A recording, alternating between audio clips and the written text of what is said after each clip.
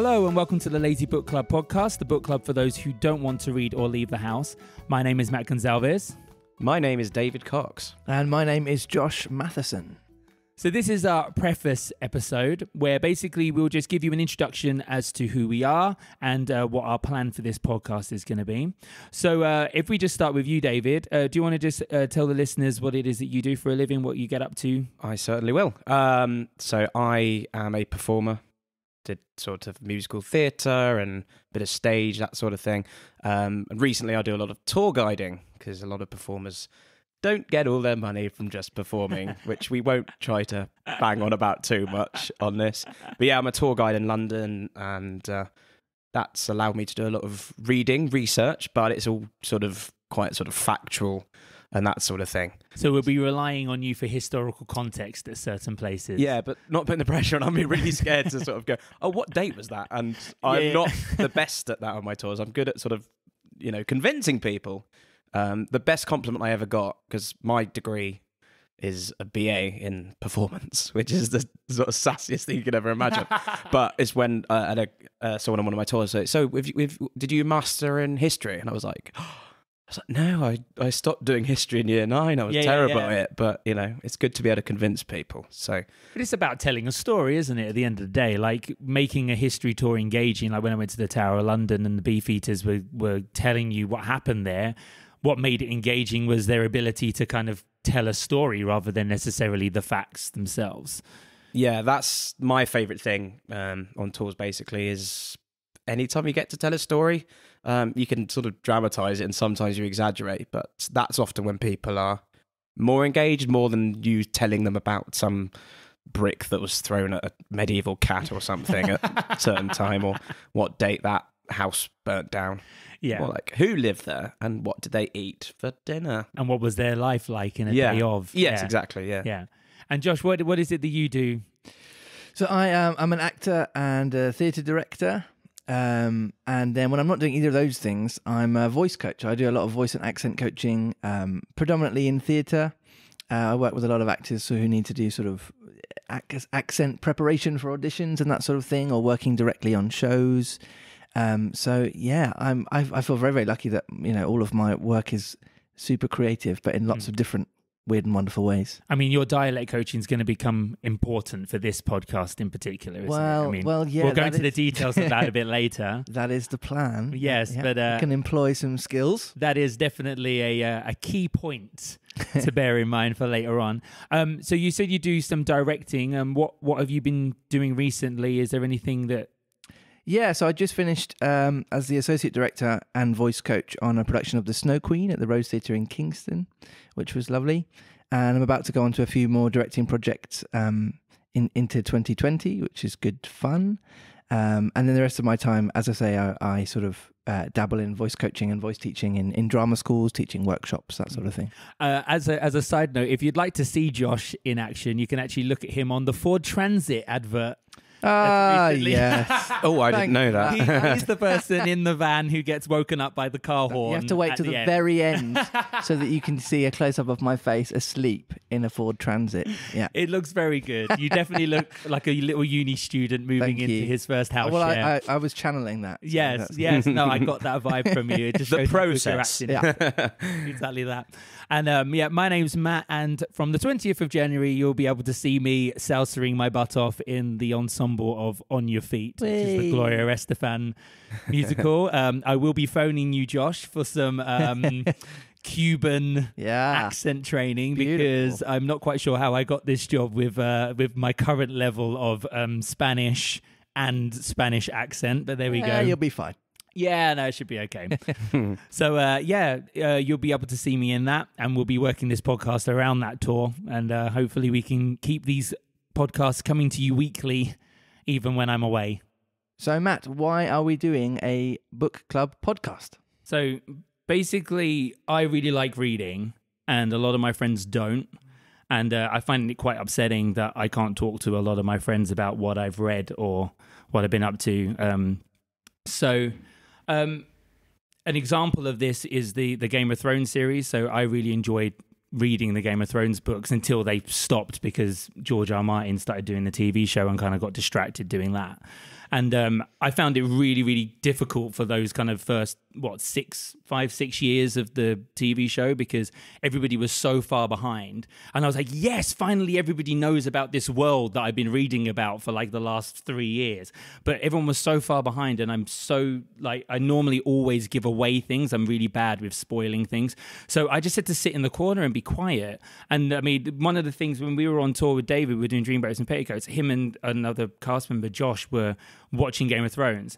And Josh was like sitting there the entire time going, oh, I really hope he dies. I really hope he dies. And obviously I knew he did, but I had to just kind of sit there blank, poker-faced in the corner, trying not to give anything away.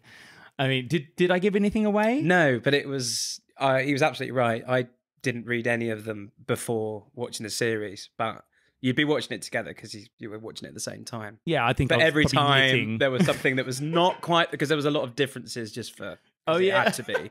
But every now and again there'd be something different. He'd be there going, not the same.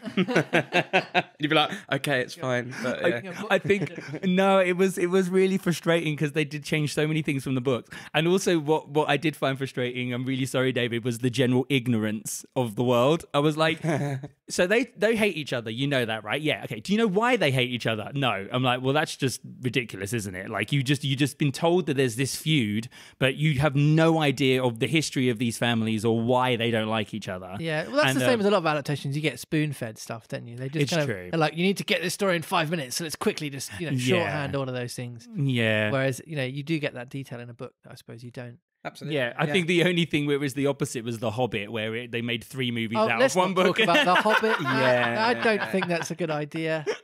And you just got Legolas running around, like, oh, we're not part of this world. It's like, you're not even part of the book. You're not meant to be in Let's this movie. take this little children's book and turn it into a 3-part saga. It was awful. I mean, I literally watched dwarves roll down a river in barrels for about 20 minutes. They did it for the 3D, didn't they, mainly? I didn't notice that. Normally you get like a look over there. Suddenly the arm ball comes out. I don't know. I think that's what they did it. Everyone becomes interested in a passing butterfly just because it's that was Avatar. That was what they did in Avatar. Everything was just jumping out. Those little things that came off the tree, wasn't it? And they just like came out at you through the screen. Yeah. It's here in Hackney. It just gives you a headache. So basically, like, I mean, well, what's your relationships with books currently? Are you guys readers, or I mean, because I've never actually discussed books with you. That's why I've dragged you here. Well, sure, against our will. Yeah. Yes. I have a complicated relationship with books because I do love reading, and some of my best childhood memories are reading really good children's books.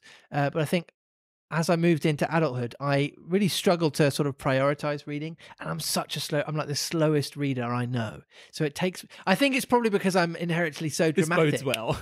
No, it's because when I'm reading a book, I'm reading it theatrically in my head. And I'm even aware that my tongue is moving as if I was speaking the words out loud. I can't. Oh, you're a mouth reader. Well, I don't open my mouth, and my tongue's still doing all the stuff. So I can't just read in my head, and I certainly can't skim read because it all just goes in one ear and out the other. So because I'm I really do. So because I'm such a slow reader, I get frustrated at myself that it takes me so long to get through a book. True. That I'm reading this book, and I'm like 6 months down, and I'm still only halfway through, and I'm like, do you know what? I can't do it because I get annoyed with myself. And so as much as I'm the sort of person who buys the books, puts the books on a Christmas list. I've got so many book collections on my bookshelf, and yet I never get round to giving them a proper read because I just know that I'll get annoyed with myself. Yeah. So that's my issue, I think, with reading. Right. By myself, anyway. Yeah, I think we are all sort of byproducts of the fact that we've got so many different other things going on with, like, you can listen to Spotify, and of course we've got podcasts, and we're on our phones the whole time. So I always find, like, I go through peaks and troughs. So any sort of recent holiday I've been on, I'll bang out sort of like 200 pages in a day, and you come out of it feeling like, oh yeah, you accomplished something. This is the new beginning of me in 2019. I'm going to become a new me, a reader. And you don't. And then you don't. You don't. I've got a book in my bag. I've read 3 pages of it, and you've just carried it around London. Yeah, essentially. I will take it back to Southeast London today, having not read a page. I've taken some books on very long and elaborate holidays, only to just stay in the bag and then come back with me. They've gone on some lovely destinations. Yeah, they're really clocking up the air miles. You should get the passport people to stamp them for you. Your books have been further than 90% of the world's population. Yeah, That's exactly. It, yeah. That's so funny. Oh. So neither of you are actually reading anything at the moment then, or is it the case that you've forgotten that you're halfway through reading something? Oh, I think there's a number of things I've forgotten I'm halfway through. No, I am reading something at the minute, but I'm only reading it for work, because I'm adapting a book for the stage at the minute. So I'm being forced to get through this book so that I can digest it. And what book's that?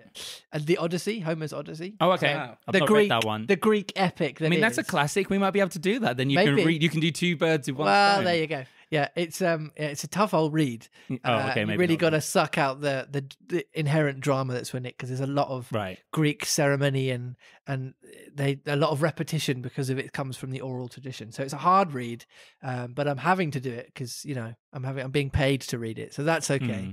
But yeah, so that's what I'm reading at the minute. Well, that's the dream, being paid. Well, that's my dream anyway. Being paid to read. Yeah, I would love that.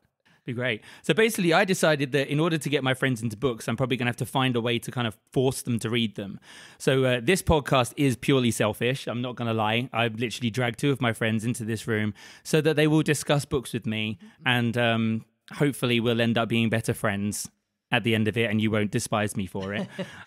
So the reason why you guys don't have to read the book to be part of this book club is that Josh is actually going to read the book to us. That's correct. So that's why him being a dialect coach earlier was so important, because we're going to try and make these books a little bit more interesting for you and a little bit more easy to listen to.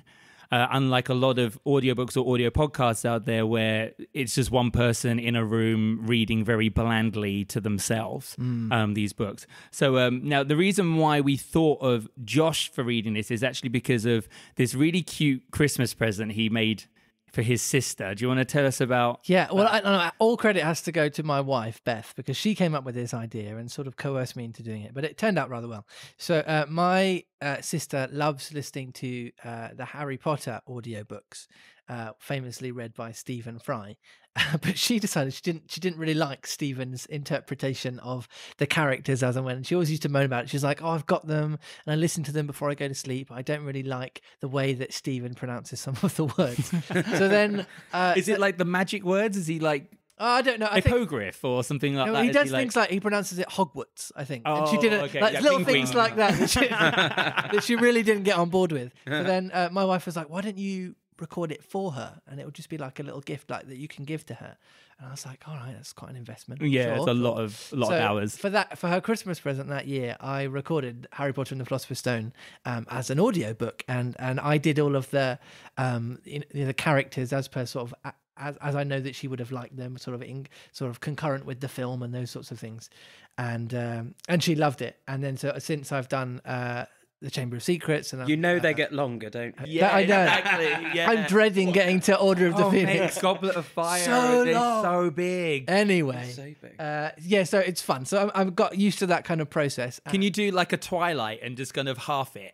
You just rip it into. Well, they did that with the film. No, that's true. Didn't they? So like, you could literally do like, you know what? I'm not going to get this whole book this done Christmas. in 1 year. I'm going to do Goblet of Fire Part 1. Yes, exactly. Maybe. Do a page a day over the next 3 years, mate. If Warner Brothers can do it, then you can do it. That's true. That's true. So that's where it came from, and it was a present that went down very well with my sister, and sort of opened up this realm of me dramatizing fiction, which Matt quite liked the idea of. Yeah, I really like the idea of it. The thing I should stress now is that I've not actually heard the recording. No, that's true. So I'm really hoping you're good at this. Hello, Harry. How's it going? Taking a punt on me. Oh dear. Oh dear. It'd be like me doing Professor McGonagall with Scottish accent. Oh, I'd love to hear. Oh, good. Very good.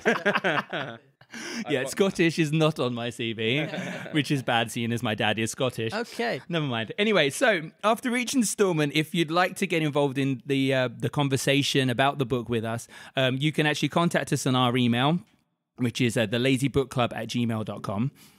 Or on our Twitter, of course, which is @LazyBookClubPod. And Instagram's exactly the same, @LazyBookClubPod. So we should probably announce what our first book is going to be. Nothing's as good a time as any. Yeah. Do you want to do the honours? I can. Since you're going to be reading it. No, wonderful. The first book in the Lazy Book Club podcast series is Alice's Adventures in Wonderland. And I love that you got the title right. I did. Since I've written it wrong on your cue sheet. It's a bit of a red herring. Yes, isn't it? It's written here, Alice in Wonderland. No! Yeah. Was it... Did they call the film Alice's Adventures in Wonderland? No. The Disney one, I don't know. The Johnny Depp one? No, the Tim Burton one was definitely called Alice in Wonderland. Alice in Wonderland. So that's where I've gotten it wrong from. Pretty sure that was. We have to Google that. Oh, yeah, There's going to be people screaming at you right now. I know, probably. Listeners post in whether you know or not. I don't know. We're not interested in the film adaptation. Correction of the series. We're interested in the literature. Alice's Adventures in Wonderland. So has anyone read Alice's Adventures in Wonderland yet? No. Out of you two? How much do you know about it?